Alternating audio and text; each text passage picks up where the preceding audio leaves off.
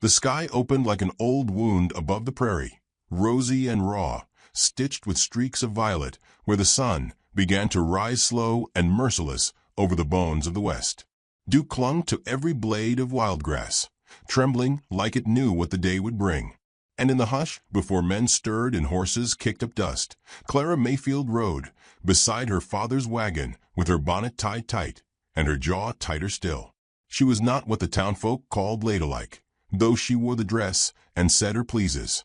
Something in her carried silence like a second skin, not empty, not dull, but watching, like the owls did, like the wolves just outside the lantern's reach. Her father said she'd always been that way, born during a thunderstorm and never once afraid of it. Behind them, the wagons creaked like bones in a stiff wind.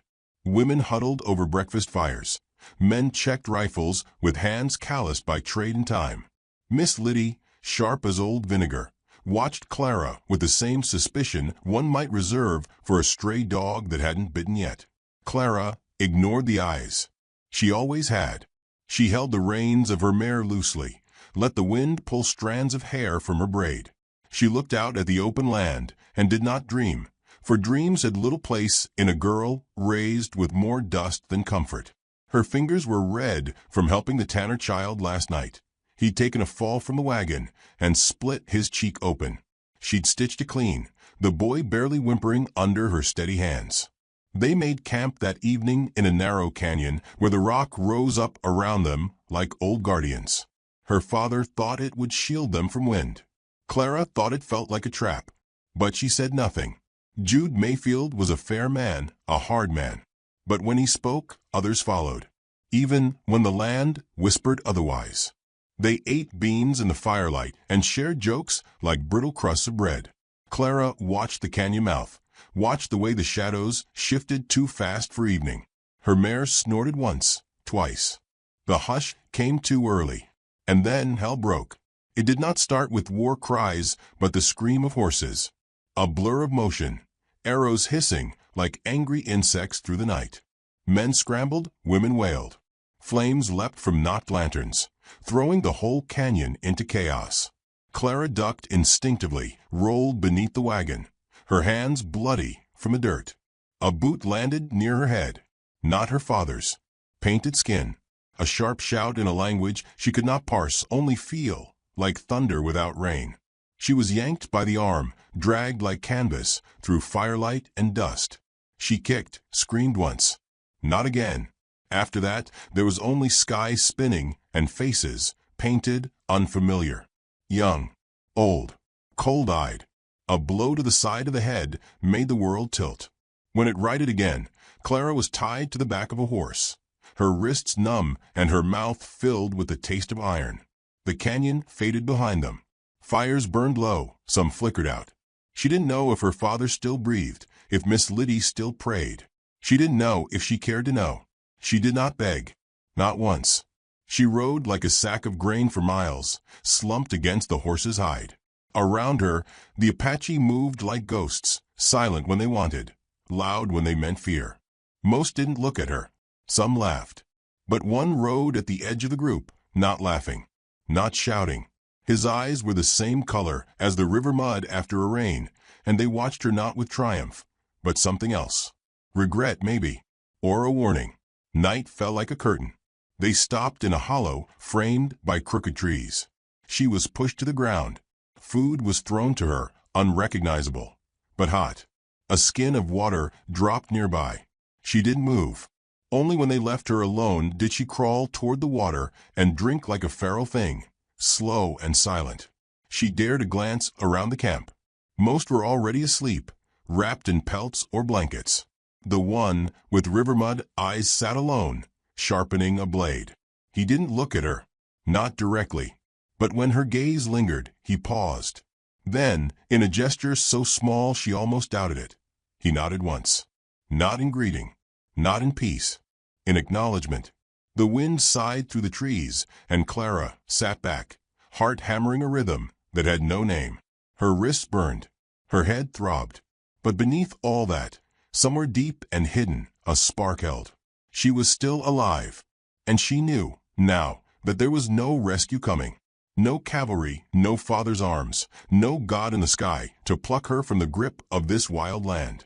If she was to make it through this, she would have to listen more than speak, learn faster than they expected, become smaller, quieter, until the moment arrived to become something else entirely. As the moon arched above and the earth gave off its heat like a long-held breath, Clara stared upward, the stars blurring as her vision swam. And still she would not cry, not because it made her weak, but because even her tears she would not give them, not yet. Far across the fire, the silent warrior still watched, not like a captor, not like a savior, but like someone who had once known what it meant to be stolen from your place and left to find your name again in the dark. By morning, she would walk a different path, and someone in that camp might choose to walk it with her. But not tonight. Tonight, the fire cracked, and the world kept its silence. And the girl who had been Clara Mayfield began, without knowing it, to become someone else. Someone the world would remember. Someone worth saving. Someone who would never again be underestimated. The mornings came slower in this place, cool, gray, hushed, under a high desert sky. Clara woke with the ache of stiff limbs and the heaviness of unfamiliar air pressing into her lungs. She'd slept on earth that did not want her, beneath a sky that watched but did not care. Her wrists bore the shadow of rope burn. Her dress, once soft and sky-colored, now hung in tatters, stained with dust and silence. No one spoke to her. No one needed to. She was the outsider, the pale-eyed stranger dropped like a stone into still water, and all around her the ripples had begun. The Apache moved with purpose but without hurry. They rose like the wind, one moment at rest, the next already vanishing into their chores. Children tended fires. Women braided hair, ground maize into soft yellow powder. Men sharpened arrows, mended leather. Clara watched all of it from a rock near the edge of the camp, her stomach aching, her spirit tethered tight behind her ribs. No chains held her now. That detail was new.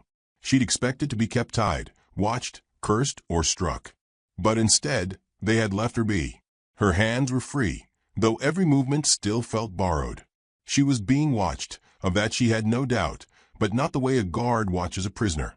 More like the way a hunter watches a deer, deciding if it is worth the shot. She ate what they gave her. The food was strange, corn mixed with beans, a paste sweetened by wild berries, and served cold on a flat piece of bark. She forced herself to chew slowly. Hunger was louder than pride. A girl came near, younger than Clara, maybe 14. Black eyes, curious and sharp. She held a small basket full of dried leaves, stared at Clara too long, then spat in the dirt and walked away. Clara did not flinch. She understood this language. She had grown up beneath it. Midday came warm and dry. Somewhere in the rocks, a hawk cried out, lonely, insistent. Clara turned her face toward the sound and closed her eyes. It was then that he approached, not with noise or command. He came the way wind does, brushing past rather than breaking through. She opened her eyes to find him there, Nate, the one from the night before, the one who had not cheered, not laughed. He was younger than she'd first thought, 19, perhaps 20. His face was marked not by paint, but by years too quiet to count, and a kind of grief that did not name itself. He held out a bowl. Warm steam curled from it, something freshly cooked, seasoned with herbs that smelled of smoke and sage. Clara did not reach for it. She looked at him, waiting. He set it down between them and backed away 2 paces, then sat on his heels. Silent. Still. She reached. Slowly. Took the bowl. Ate. He did not smile. Only watched the way he always seemed to, as though looking was safer than speaking. A boy ran past them, chasing a chicken that had broken loose. Laughter followed. A dog barked. Life unfolded around her like petals, soft, unthinking, beautiful in its rhythm. But Clara sat still, Nate stiller. Later, he rose and left without a word. She watched him go and realized she had not feared him. That night, they built a fire low and wide. Shadows danced across her skin as Clara sat nearby, pretending not to listen. The words spoken were not hers to understand. She caught pieces, names maybe, or warnings. The name Nate was spoken more than once, followed by sharper tones. Glances were thrown. One man pointed at her, then at the horizon. She recognized threat in any tongue. Nate said little. Only once did he speak sharply, cutting across the older men with something like defiance. The air stilled, but nothing more happened. The matter was dropped. For now. A few days passed. Or perhaps it was only 2. Time moved strangely, thick and heavy, like syrup in winter. Clara began to walk further from the fire, always under the watchful eyes of someone unseen. She learned to carry water, to grind corn with the stone bowl they lent her. The women watched her, some with wariness, others with bitter amusement. But when she knelt beside a boy who had scraped his leg chasing rabbits and cleaned the wound with hands made steady by need, one woman offered an odd, brief, not warm, but not cruel. She clung to it like a rope in a flood. Nate returned to her days later with a blade and a branch, sat beside her, carved the stick until it curved, held it out, an offering, a bow small enough for practice. No arrows yet, just a shape. She touched it, ran her fingers over the smooth wood, then looked at him. Why? The question passed between them like smoke. He tilted his head, pointed to the horizon, then mimicked drawing a bow. So I can run, she thought, or fight. She took the bow and cradled it in her lap. He stood and walked away. The next morning, he brought her an arrow. They didn't speak, not truly, but slowly, across the days, words began to shape between them like stones placed carefully across a stream. He taught her names of things. Sky, fire, water, Nali, Ko, Tu. She repeated them softly, like prayers. He listened when she told him hers. Clara. His lips stumbled around it. Clot Ra. She smiled for the first time. He said it again. Better. And so they built a bridge. Not made of language, but of noticing. He saw how she traced the fire's edge with her eyes, how she flinched at sudden movement. She saw how he knelt longer than needed after tending wounds, how he offered his portion to the old ones first. They shared silence like a cup, but around them the storm gathered. Mocha DeVito, the loud one, the cousin, watched her too, but not with kindness. His gaze lingered too long. His laughter, when it came, was sharp and hollow. She avoided him. Nate noticed. At dusk, Clara sat on a rise near camp, watching the sun melt into blood across the hills. Nate joined her, quiet as always. She pointed to a ridge where birds swirled. He gave her the word for them, Geage. They sat until stars cracked open the sky. Then she asked, softly, unsure of a word, but trying. Why? His brow furrowed. She placed her hand on her chest. Me. Why? He looked at her for a long moment, then bent, picked up a small stone, held it to the moonlight. Smooth, pale, but with a fracture running through it.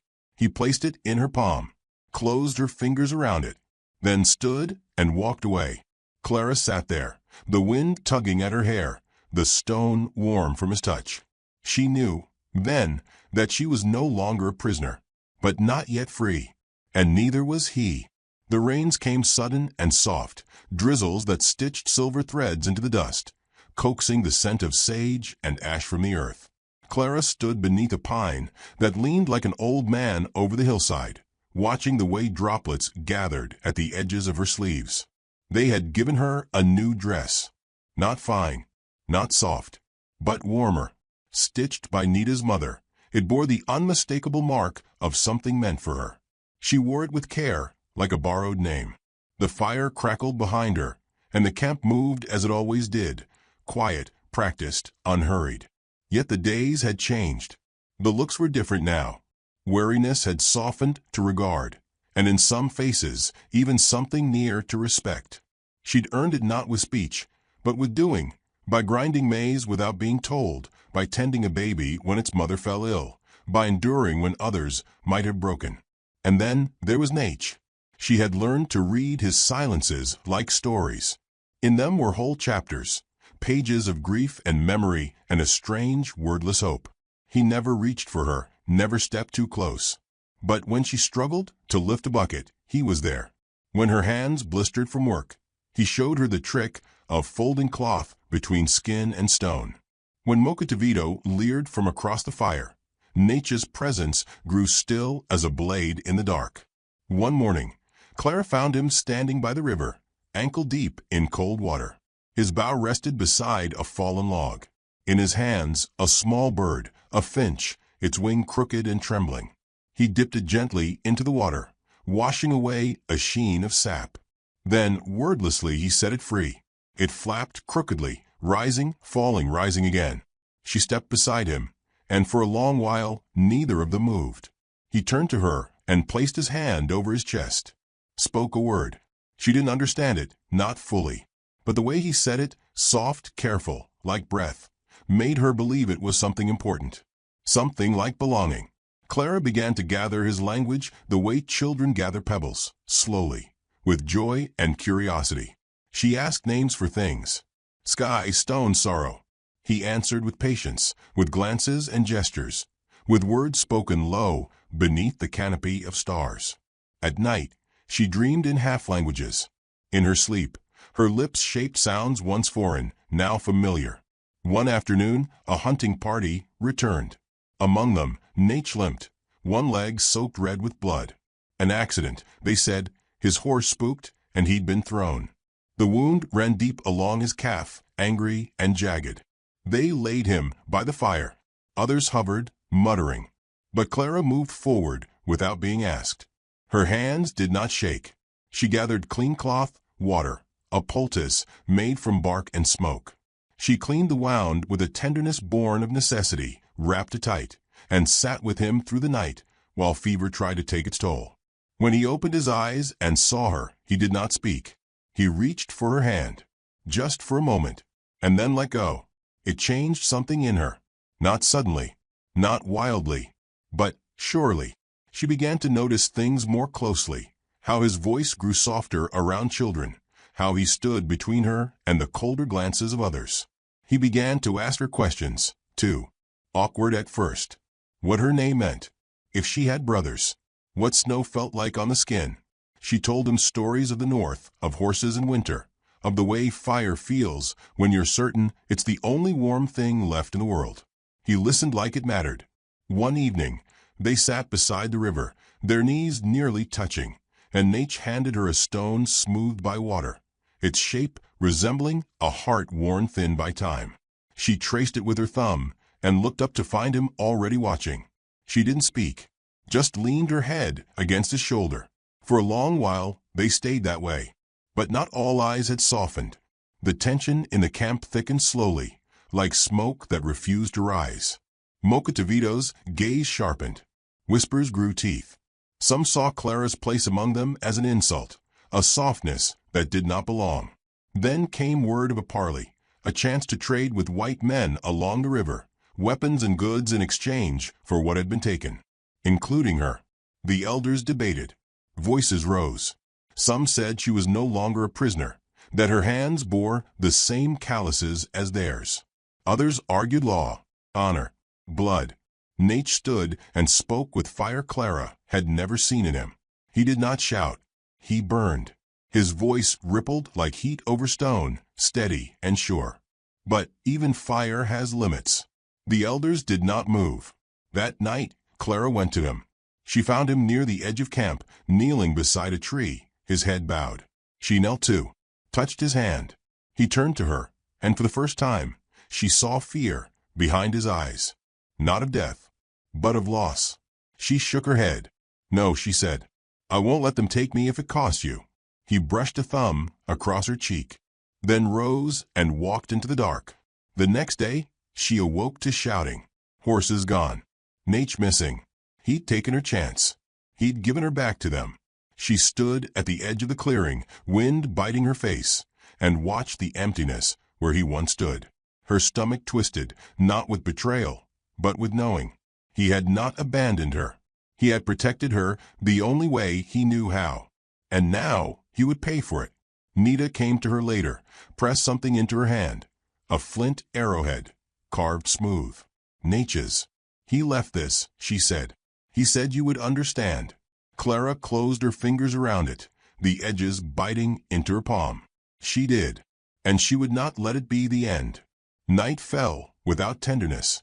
The sky, once washed in lavender and breathless blues, now wore its stars like scars, sharp and cold, reminders of things long vanished but not forgotten. Clara moved through the dark with steps that belonged to no one but herself now. Her dress was torn, her hair wild, her hands steady as stone. She had not asked permission. She had not waited for rescue. She followed the tracks Nate left behind like threads sewn into the earth, invisible to others, but screaming in her blood. He had gone east, toward the ravine where deer gathered in spring and elders said spirits whispered through the trees. She knew that place. He had once shown her where the moss grew soft enough to sleep on, how the water there ran colder than anywhere else. If he had to disappear, he would disappear there. She found him by scent before sight, smoke and cedar, and something fainter, the copper tang of blood. He was seated by a low fire, one arm wrapped in cloth darkened by his own wound. A gash across his ribs leaked slowly. He did not rise when he heard her approach, only turned, his face unreadable. "You shouldn't have come," he said, "or meant to." She knelt before him anyway. "You shouldn't have left," she answered, and meant it more. For a long moment they said nothing. The fire popped softly between them, its glow turning their shadows into strangers dancing behind the trees. Then Clara reached into the satchel she carried, unwrapped the salve and the clean linen she had stolen from the camp, and wordlessly began to clean the wound. Nate did not flinch. He only watched her the way he always had, with stillness that looked like silence but was something deeper. Reverence. Trust. He told her what she already knew, that Mocha DeVito had threatened her, that the elders had voted for trade, that he had left to protect her from the cage they would build and call mercy. And she told him what he did not know, that leaving her behind had hurt more than ropes, that freedom without him had no shape, no meaning, that if he was exile, then so was she. Nate looked at her then with an expression she could not name. Not joy, not sadness, something wider, something sacred. They rested only a few hours before dawn began bleeding into the hills. They did not run. They moved deliberate and low toward the river that curved like a snake's spine below the cliffs. They would follow its bend into the lowlands, where no name held power, and no tribe or town could claim them. But the world was not done with them yet. The trap came sudden. Mocha DeVito rode out from the treeline with two others, one older, one young and hungry for violence. They blocked the path, horses snorting, bows raised but not yet drawn. Clara stepped forward before Nate could stop her, placing herself in their view. Her fingers clenched around the small blade she kept hidden against her thigh, the one Nate had once sharpened for her in silence. She said nothing. She didn't have to. Her stance was enough. Mocha DeVito smiled without warmth, said something cruel in his tongue, laughed, then spurred his horse forward. Nate moved like a storm breaking. No words, no sound, just the strike of muscle and intent. The horses reared, arrows loosed into air. Clara ducked, felt one fly past her cheek like a whisper. Nate met Mocha DeVito in the clearing center. They crashed not like warriors, but like old truths colliding. Fists, blade, blood. No art, no ceremony, just fire let loose in flesh. Clara could do nothing but watch until one of the others raised a knife and charged. She turned, instincts burning hotter than fear, and met him with a blade in her hand. It was not grace. It was not skill. But it was enough. He fell, and did not rise. She turned back just as Mocha DeVito slipped on the stones slick with rain, stumbled, and Nate drove him back with one last heave. He lost his footing. The edge was too close. His scream was short. Then the silence swallowed him whole. Nate stood, bloodied and breathless, staring down into the ravine. Clara walked to him, touched his shoulder. "It is over," she said. "No," he answered, "not quite." They left the bodies behind, not from disrespect, but because they could not carry the weight of death when they had barely saved life. They walked for days, through forest and stream, under sun and bruised sky, sometimes speaking, often not. And it was in that silence, in those stolen, aching hours, that something began to settle between them, not passion like fire, but warmth like ember. A steady, stubborn thing. A love that did not ask to be named, because it had already shaped them both. They found a patch of land on the edge of nowhere, a rise above a meadow where birds nested low and deer walked without fear. They built slowly, first shelter, then fence, then garden. She planted corn and beans. He built a smokehouse. Neither asked for more than the other could give. They did not need to. Years passed in quiet rhythm. The world moved on, forgetting them, and they let it. Sometimes travelers passed through. They never asked questions, only accepted water and warmth and the brief comfort of people who knew how to survive in silence. Clara grew older. Her hair grayed like frost at the edges. Nature's hand stiffened, but his eyes never dimmed. He still watched the world like it might change again, and she still carried her story like a secret pressed against her ribs. One spring morning, she stood on the porch of the small home they had built, watching a pair of finches argue in the branches of a cottonwood tree. Behind her, Nate carved small toys for the village children who sometimes visited. His knife whispered softly against the wood. She turned, looked at him, and smiled. "You remember that bird?" she said. "The one you let go in the river?" He looked up, nodded once. "I think we were both that bird," she said. "We just didn't know how strong our wings were." He placed the carving beside the others, stood, walked to her, and together they watched the sky. Some stories end in fire, others in blood, but a few, just a precious few, end like this, in silence, beside someone who sees you not as what you were taken from, but as what you chose to become. To those listening tonight, to those watching from distant places with tired hearts, remember this. There is a kind of love that does not rescue. It endures. If this story lit a quiet spark inside you, let it grow. Like, comment, and tell us, where are you watching from, partner? The fire's still warm here. Come sit a while. Snow drifted in long, lonesome ribbons across the plains, soft as breath and cold as regret. It settled on the cracked shingles of the Finch homestead, on the bent fence gate that creaked whenever the wind remembered it, on the tiny footprints of two children chasing one another past a sagging barn. Winter had lingered longer than it should have, and Clara Finch knew better than to trust its silence. She split wood in the brittle morning light, each swing of the axe a quiet answer to the world's questions she'd long stopped entertaining. Her dress was threadbare at the elbows, her boots lined with rags, but she moved with the calm precision of a woman who'd learned how to keep going. A curl of hair had fallen from her braid, silver at the temple, though she was barely 30. She wiped her brow with the back of her glove and glanced toward the tree line. Nothing stirred. Not yet. Behind her, Miriam's giggles floated like birdsong, piercing the cold. The girl had Clara's wide-set eyes, though hers still held wonder. She was making angels in the snow, arms flung wide, the hem of her patched skirt damp and frosted. Samuel stood a few paces away, a quiet watcher even in play. He didn't run much anymore. 10 years old and already old in the eyes, like he'd seen too many things a boy shouldn't have. Clara felt that weight in him, in herself. They had made it through worse winters, though barely. The hens had stopped laying, and the last of the salt pork had been scraped clean 2 days ago. Clara told the children stories to distract their stomachs. She whispered to them about green summers and fried apples, about how love used to feel like firelight and warm bread, not just the absence of hunger. She was banking the fire when Samuel came to the door, breathless, cheeks red from wind. He hesitated, glancing behind him as if the words he carried might change the world.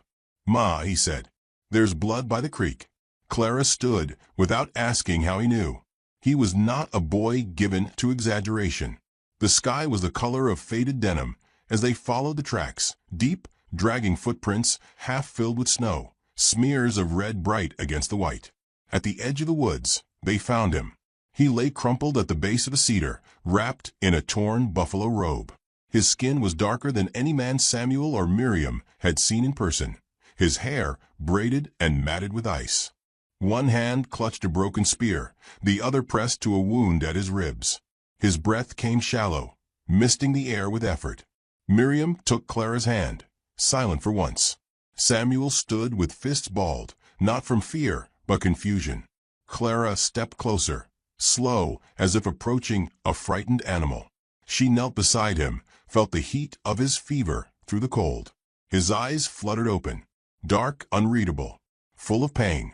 She touched his forehead. His skin burned beneath her glove. "Lakota," she murmured. They'd told stories in town, all of them hard and half-true. About raids, about vengeance, about keeping distance. But this wasn't a warrior come to burn. This was a man dying in the snow, not 20 yards from her doorstep. "You can't leave him," Miriam whispered. Clara looked at her daughter, surprised at the firmness in her voice. She didn't answer. Instead, she pulled the robe tighter around the man's shoulders and motioned for Samuel. "Help me lift him," she said. He was heavy, but not solid. Starved, likely. Fever thin. They dragged him across the snow, through the field, back to the cabin where warmth and risk waited in equal measure. Inside, Clara laid him on the cot near the stove, pushing aside her mending basket. The fire hissed in protest as she stoked it higher, boiling water with trembling hands. Miriam stood at her mother's elbow, ready with cloths. Samuel fetched the jar of lard, the willow bark, the needle. They had done this before for strangers, for travelers. But never someone like him. Clara cut away his shirt, revealing the wound. Deep, angry. Could be infection, could be worse. She cleaned it, whispered apologies under her breath, like prayer. The man winced, but did not wake. Miriam brushed snow from his hair with a gentleness that made Clara pause. "You think he'll live?" Samuel asked. "I don't know," Clara answered, "but I won't let him die cold." That night, she sat by his bedside, listening to the wind claw at the windows. The children slept curled beneath quilts, their dreams untouched by the storm outside. Clara kept her vigil, watching the slow rise and fall of the stranger's chest. In the lamplight, he looked younger than she'd thought, though hardship aged every man on the frontier. She didn't know what the town would say, didn't much care. They hadn't come when her husband died in the mine collapse. They hadn't brought soup when she miscarried the third time. They hadn't defended her when Silas Finch stood at her door 6 weeks after the funeral, saying a woman alone should remarry quick or expect no kindness. She had chosen silence over submission. The town had chosen to forget her. But Clara remembered. She remembered the sting of being alone. The way people looked through you like you were already gone. She saw that same look now on the face of the man in her home. At dawn, the fever broke. She felt it first in the stillness. No more shivering, no labored breath. When she touched his skin, it was cool, damp with sweat. His eyes opened, slower this time. He looked at her, truly looked. Not with fear, not with demand, just recognition. "You're safe," she said softly. "You're not alone." His lips parted, but he spoke in Lakota, words she did not understand. Still, his voice was low, roughened by thirst, shaped by something ancient and aching. She gave him water. He drank it without breaking eye contact. "Sleep," she said. "You'll need strength come morning." He nodded once and closed his eyes. Later, as she spooned thin broth into bowls, Samuel watched her with a quiet she couldn't name. He didn't ask questions, not yet. But something in his gaze had changed. "You think he's dangerous?" he finally said. Clara looked out the window. Snow still falling. Always falling. "Everything out here is dangerous," she said. "So is kindness." They ate in silence. The wind outside softened. In the corner, the stranger breathed evenly. Clara sat by the fire and wrapped her shawl tighter. She should have been afraid. She wasn't. Not of him. There was something in his presence that spoke to a deeper truth, one she couldn't name, only feel. A quietness. A strength not of muscle, but of stillness. Like the trees that survive the storm by bending, not breaking. She glanced toward the cot and found him watching her again. No words passed between them. None were needed. It would not be easy, she knew. The town would whisper. Men like Silas would come. But for the first time in many winters, Clara felt something more than survival stir in her chest. Not hope, exactly, but the first shape of it, like the soft edge of a thaw beneath layers of ash and snow. The storm passed in the night, leaving a fragile stillness behind. Ice clung to the eaves like crystal lace, and the trees stood wrapped in silence, as if the land itself were holding its breath. Clara moved through the morning with the same quiet, carrying a bucket of water in one hand and a basin of boiled cloth in the other. Inside the cabin, the Lakota man slept, his chest rising steady now, his wound stitched and cleaned. She hadn't asked for his name. She didn't know if she was allowed. Samuel had begun sharpening his old knife again, a habit he'd picked up from his father and never quite put down. He sat near the window, one eye on the man, one on the field still buried under white. Miriam was humming to herself, twirling a strip of ribbon through her fingers as she drew pictures in the frost on the glass. When the man stirred, Clara went to him. He blinked slowly, his face registering the warmth, the cot, the roof above him. He tried to sit, but winced. Clara reached out a steadying hand. "You're safe here," she said gently. He didn't answer with words. Instead, he nodded once, small, respectful.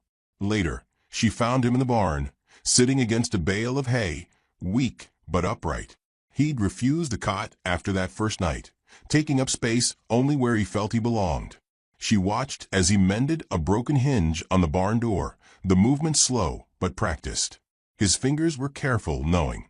Samuel stood nearby, watching silently, absorbing every motion like scripture. That evening, as the wind returned with a growl in its throat, Clara ladled stew into chipped bowls and handed them to the children. The man did not come in until she called. Even then, he stood by the door, refusing to cross the threshold without her gesture. She nodded, and he stepped inside. They ate together, the four of them. No one spoke at first. The fire cracked in the hearth, shadows dancing like old ghosts on the walls. Miriam was the first to speak. "What's your name?" The man looked at her, then at Clara. "You don't have to answer," Clara said softly. He considered, then replied, voice low, as if unused to speaking aloud. "Tahu." Miriam smiled. "I like it." He looked down, humbled. Clara watched him carefully. Not for danger. She'd seen danger before and knew its shape. No, she watched for the reasons a soul becomes quiet. She recognized that silence. Days passed like water over stone. Tahu remained, moving slowly through recovery. Each morning he worked, not because he was asked, but because he could not bear idleness. He repaired the shutter, split wood when his strength returned, and once she caught him sanding a broken toy of Samuel's, whittling it smooth again. He never explained himself. He simply gave. The children were drawn to him with a cautious curiosity only the very young possess. Miriam sat near him often, chattering about clouds and birds and imaginary beasts. He answered her with nods, sometimes gestures. Samuel stayed more distant, but his eyes followed Tahu like a student watching a teacher he hadn't yet decided to trust. The town came back to Clara in the form of boot prints outside the fence. Someone had come up the road and left again without knocking. She knew what it meant. They'd heard, or sensed, or simply wanted to find fault in her again. A few days later, the preacher came. Reverend Bancroft was not an unkind man, but he carried righteousness like a badge pressed into flesh. Clara opened the door before he knocked. "Miss Finch," he said, hat clutched in his hands. "Reverend," she answered, stepping aside only slightly. "I heard a troubling tale. About a visitor in your home." Her face remained still. "I've had many visitors this winter." He cleared his throat, eyes shifting beyond her to where Samuel was chopping wood, Tahu visible in the barn shadow. "Some in town are concerned. This man, he's not one of us." Clara met his gaze without flinching. "He bled like one of us." "You don't know what he's done." "I know what he didn't do. He didn't leave my children to starve. He didn't watch my house rot. He didn't preach when he could have helped." Bancroft took a step back, color rising to his cheeks. You've always been a proud woman, Clara. Pride is a dangerous thing. So is silence. He left without blessing the house. She closed the door gently behind him. That evening, Tahu stood by the fire with his back to her, mending one of Samuel's shirts. She stepped beside him, watched the flicker of flame reflected in his eyes. She could see now the way he carried things. Not just wounds, but memories. A heaviness that came from witnessing too much, from living through things no one speaks of. You don't have to fix everything, she said softly. His voice was almost a whisper. It gives my hands purpose. She nodded, understanding more than she let on. A storm came 2 nights later. The kind that howls like it remembers every sorrow the land has known. They were all trapped inside, the wind shaking the windows, snow piling against the door. Clara lit every lamp. The shadows deepened anyway. She found herself beside Tahu again, sitting near the fire as the children slept curled together. The silence between them was comfortable now, a kind of shared language. He looked up suddenly and spoke, voice quiet. My sister died last winter, burned from her home. Clara turned to him, still. My people call me Tahu. It means fire survivor, but it also means one who remains. That's not always a blessing. She didn't offer empty comfort. Instead, she placed a hand over his, grounding him. His fingers curled slightly around hers, unsure but grateful. Loss is a strange kind of teacher, she said. It teaches you who you are after the world forgets you. They stayed like that for a long time. No words, just breath and warmth. The next morning, Tahu was in the field with Samuel, showing him how to track rabbits by the imprint of their back feet. Clara watched from the porch, Miriam pressed against her side, tiny hands tucked into her shawl. She noticed the way Samuel's shoulders had loosened, how his steps mimicked Tahu's exactly. It wasn't just skill he was learning. It was steadiness, presence. That evening, Clara found a small figure carved from wood on the table. A bird mid-flight, wings outstretched. No note, just the bird.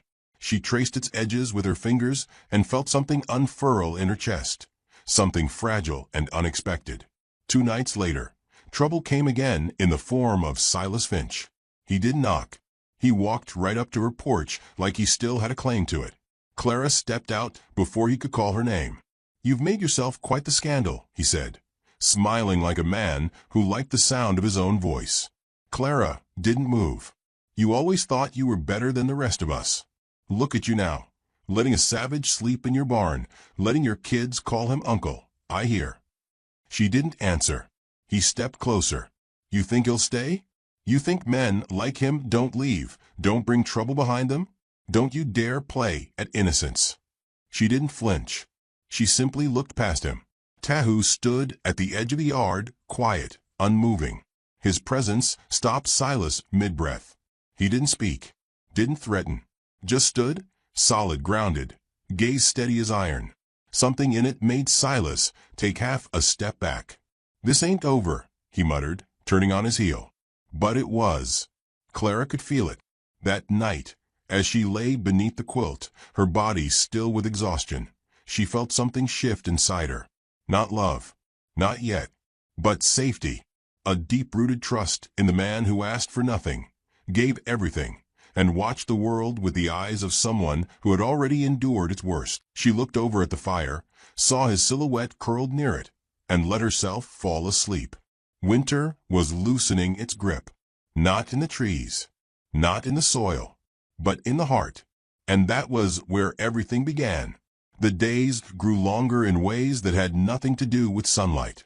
Snow still blanketed the fields, but it had softened, losing its sharpness. Icicles no longer hung like knives, but wept in the warmth of each quiet afternoon. In the hush between winter's breath and spring's promise, something delicate began to form between them, a rhythm, a belonging, though neither Clara nor Tahu dared give it a name. Each morning, Tahu rose before the children stirred, his breath frosting in the air as he checked the fence line or refilled the feed troughs. Clara would find him outside, sleeves rolled past his elbows, scars pale against his skin as he worked in silence. He moved through her land like he had always been part of it, respectful, efficient, present. She watched him once from the window, a pot of coffee cooling in her hands, and realized she was no longer waiting for him to leave. The children, once uncertain, had woven him into their days without ceremony. Miriam began to leave drawings on the barn door for him to find, charcoal stick figures, crude birds with wide wings, hearts in the corners. Samuel followed him now with the loyalty of a younger brother, asking questions he never would have dared before. "How do you know where the deer have gone?" "They leave behind silence," Tahu answered. "Is that a joke?" "No," he said. "Silence has shape if you listen." Samuel nodded like he understood, and maybe he did. Clara saw the way her son stood taller, the way he no longer watched the horizon like it owed him something. He had stopped sharpening his knife. He spent his time now smoothing the handle, making it fit his hand better. That was Tahu's way. He didn't fix by force. He taught by being. One afternoon, Clara found a rabbit snare outside the barn, well-crafted, precise. Not hers. Not Samuel's. She followed the line of tracks back to where Tahu stood, teaching Miriam how to tie the knot again. Her daughter's face was pure focus, her tongue peeking from the corner of her mouth. "You're patient with them," Clara said later, when they were alone. "They are not hard to love," he replied, without looking up. She didn't answer, but his words followed her like a quiet echo. That night by lamplight he carved another figure, an elk, its antlers sweeping like frozen branches. He left it on the windowsill. She didn't speak of it, but placed it next to the bird on the mantel. She was beginning to understand the language of his silences. One evening, as the sky bruised into dusk, he told her about his family. Not everything, just a name, a place, a sister lost to fire, a father who taught him to read the trees like scripture. His voice was even almost detached, but Clara felt the weight behind it. "You were hunted?" she asked quietly. He nodded once. "They burned the winter camp. Said it was retaliation." Clara pressed her fingers against the mug in her hands, trying to ground herself. "I'm sorry." He looked at her then. "You're the first person to say that." She felt her throat close, like something sacred had passed between them. They didn't speak of it again, but something shifted. Not loudly, not suddenly, just the way the wind changes direction without warning, subtle but certain. And still, the world crept closer. Word from town came through a neighbor girl who sold eggs. She'd heard men talking outside the mercantile. Said Clara Finch had taken up with a savage. Said she was letting him teach her children heathen ways. Clara didn't flinch. She just paid for the eggs and sent the girl off with extra sugar. But that night, she looked at her children differently. Not with worry, but with wonder. Because despite the talk, they were thriving. Their laughter no longer sounded like borrowed joy. They were sturdy, steady, blooming in the care of a man who never claimed them, yet showed up each day as if he had nothing else in the world to protect. That week, Clara woke one morning to find the barn roof mended, the porch rail reinforced, and a new shelf built into the pantry, all quiet acts, unasked for, unthanked, yet unmistakably his. "You make yourself useful," she said, watching him stack kindling. He gave the faintest smile. "It's how we show love." She didn't reply, but something in her chest tightened. They were standing close that night, hanging laundry beneath a sky streaked with the first hints of spring. The wind lifted the linen and caught her hair, and for a moment, they turned toward each other. His hand reached to tuck a strand behind her ear, paused, then lowered. The air between them shimmered, not with heat, but with restraint. Clara felt her breath catch, not from longing, but recognition. He saw her, not as broken, not as some abandoned widow, holding a family together with frayed thread. He saw her strength, her sadness, her stubborn grace, and never once looked away. And yet, nothing passed between them but understanding. The next morning, Samuel asked if Tahu would teach him to ride. Clara watched from the porch as Tahu lifted him onto the old mare's back, calm and precise, correcting his posture with a firm hand on the shoulder. Samuel's grin stretched wide across the horizon. When the boy rode a clean circle around the yard and dismounted with pride, Tahu only nodded. No applause. Just that quiet presence again, enough to make a boy feel worthy without needing to perform. Later, Tahu brought Clara a small bundle wrapped in deer hide, dried berries, willow bark, and a bit of buffalo fat. Medicine. She took it with both hands, more moved than she could say. "You saved me," he said then, voice graveled and low. "No," she replied. "I just didn't let you die. You gave me place. You earned it." He looked at her then, eyes darker than the storm-swept woods. "I want to stay." Clara hesitated. Not from fear, from hope. Before she could answer, the horizon shifted. A rider approached. Dust lifted from hoofbeats. Samuel saw him first and shouted. Tahu stepped in front of the children instinctively, still as stone. It was Silas again. He rode with two others, rifles slung and faces hard with that particular breed of cruelty that wears righteousness like armor. Clara met them at the gate. "Heard you're keeping company with an outlaw," Silas said. "The town has questions." "Tahu is not an outlaw," Clara replied calm. "He's not a citizen either. You want trouble, keep courting it." Tahu didn't speak. He didn't need to. His stillness was warning enough. "We'll be back," Silas spat. "And next time we won't be talking." They rode off, the sound of hooves cracking against the hard-packed road like a threat. That night, Clara didn't sleep. Neither did Tahu. They sat together by the stove, the fire low, the air thick with what might come. "I won't send you away," she said. "Not for them." He turned toward her. "They'll try to break this." She shook her head. "Let them try." In the silence that followed, his hand found hers, not in hunger, not in desperation, but in reverence. She didn't pull away. They sat like that, fingers lightly joined, as the wind bent around the house.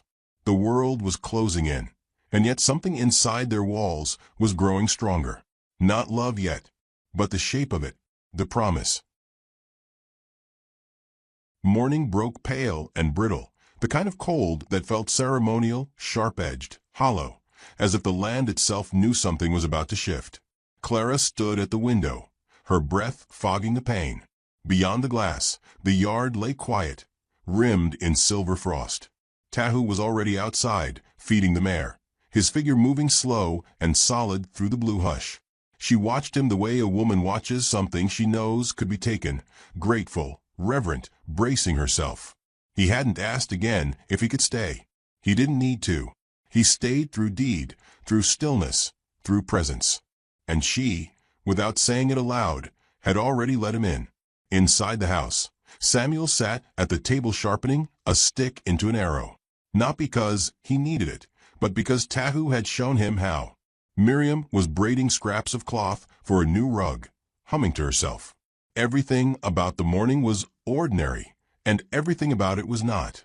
The sound came at midday, hoofbeats unmistakable. Clara was in the garden bed, loosening the frozen soil with her hands. Her body stilled before her mind caught up. She looked up and saw them. Silas Finch, two other men beside him, another hanging back, for horses, for rifles. They didn't slow. Tahu stepped from the barn before she could call out, bow already slung over his shoulder, knife strapped to his thigh. He didn't raise his voice, didn't posture.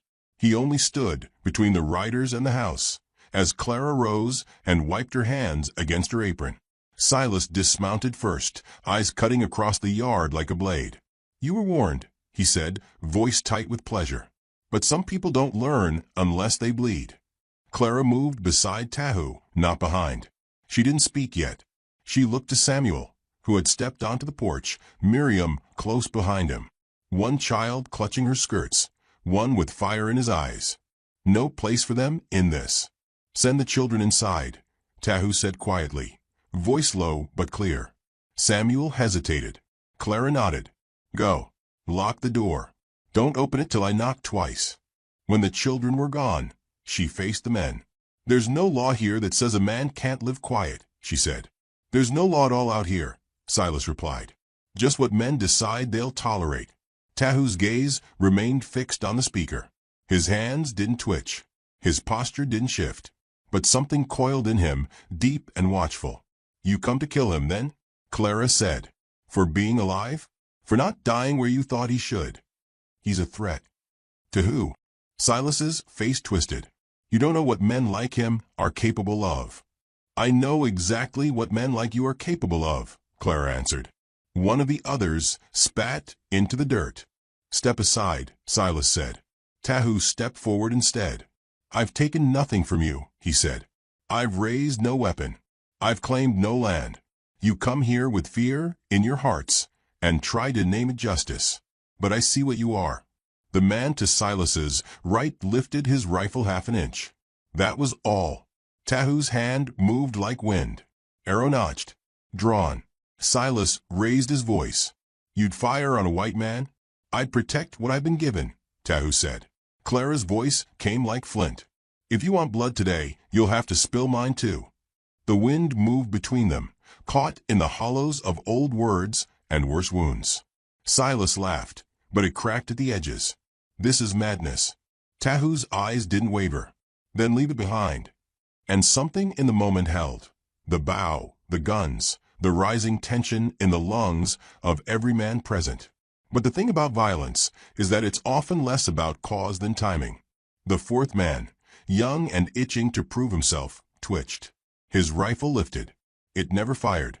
Tahu's arrow thudded into the frozen ground at the man's feet before the trigger pulled. Clara didn't flinch. Silas stared at the arrow, then at Tahu, then at Clara. And he knew, not that he'd lost, but that he'd never been the strongest thing in this yard. Not against silence, not against love, not against a woman who'd weathered death and disgrace and still stood taller than any of them. Without another word, he turned. The others followed. No honor in a fight they weren't sure they could win. Hoofbeats faded into the distance. Not triumph, but retreat. Tahu exhaled like he hadn't in days. Clara turned toward him. I told you I wouldn't send you away, she said. He looked at her, brow furrowed like he still didn't understand how someone could be so certain. Even if it costs you everything. It's already cost me everything, she said. Now I get to choose what I build from the ashes. She reached out then, not shyly, not urgently, but with the quiet gravity of someone making a promise. Her fingers touched his. He didn't take her hand. He let her have it. Let her decide. That night, Clara brought out her late husband's coat. She had kept it folded at the bottom of a chest for years, not out of devotion, but habit. She shook it out, brushed off the dust, and handed it to Tahu. He held it as if it were sacred. You sure? He won't be needing it, she said. But someone will. They sat outside that night under a sky dusted with stars. The cold light of it blew on their skin. The children slept inside. The wind was quiet. No more danger on the road. At least not tonight. Will you stay? She asked. I already have, he said. She nodded because she knew. Home wasn't where you started. It was where someone made space for your pain. Where your silence didn't scare them. Where you were allowed to become again. Spring came slow, with mud and birdsong. Tahu taught Samuel to fish with patience and no praise, which mattered more. He showed Miriam how to press flowers between book pages, to watch them fade into paper like soft secrets. He built shelves. He mended fences. He didn't take space. He created it. Clara planted corn. She wrote again in her old journal, about light, about mercy, about the fire that hadn't destroyed her, only revealed what had survived. One evening, Samuel turned to Tahu and asked, "What are we to you?" Tahu thought for a long time.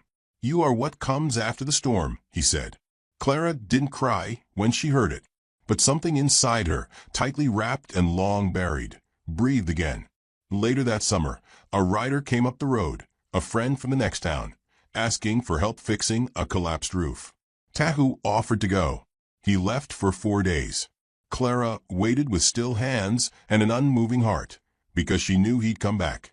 When he did, dust on his boots and a hawk feather in his satchel, he handed her a pouch of seeds. "Sweet corn," he said. She smiled and took it. The prairie bloomed wild that year. Bees moved slow through lavender. The creek ran clear again. One evening, as the sun spilled gold across the field and the children chased fireflies, Tahu stood beside her on the porch, their hands brushing as they watched the sky darken. She turned to him and said the only words that ever really needed saying, "You're home." And he answered without speaking. The fire inside her, The one life it tried to drown, bury, name unworthy, burned warm and steady now. Not wild, not consuming, but sure, like frost melting under a quiet sun. That's the thing about the West. It remembers everything. It doesn't forgive quickly, but it watches. And when it sees something true, something born not of passion, but of persistence, it blesses it in its own way. Not loudly, just with roots and bloom.